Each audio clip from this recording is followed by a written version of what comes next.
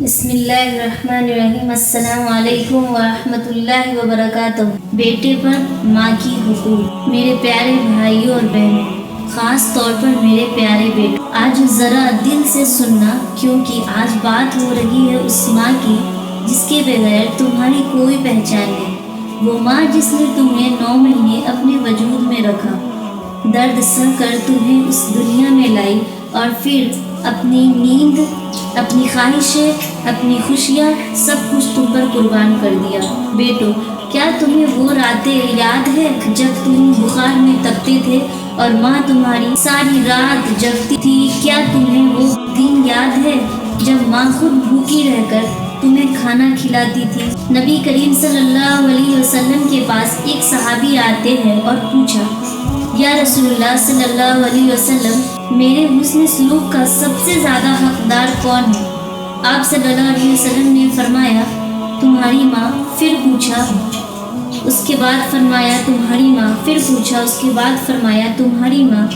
پھر فرمایا تمہارا باپ۔ بیٹو سوچو، اللہ کے نبی صلی اللہ علیہ وسلم نے 3 مرتبہ ماں کا نام لیا۔ کیا ہم نے کبھی ماں کو 3 لمحے سکون سے بیٹھا کر اس کا حال پوچھا؟ آج ماں بوڑھی ہو جاتی ہے، اس کی آواز کمزور ہو جاتی ہے، اس کے ہاتھ کانپنے لگتے ہیں، اور بیٹا کہتا ہے، امی سمجھتی نہیں ہے۔ بیٹو یاد رکھنا، جب تم چھوٹے تھے تو تم بھی کچھ نہیں سمجھتے تھے، مگر ماں نے کبھی تمہیں بوجھ نہیں سمجھا۔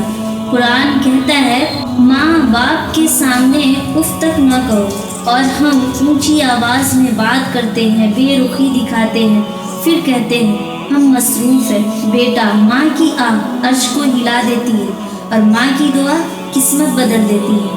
اگر زندگی میں برکت نہیں، سکون نہیں، تو ایک بار ماں کے قدموں میں بیٹھ کر دیکھو۔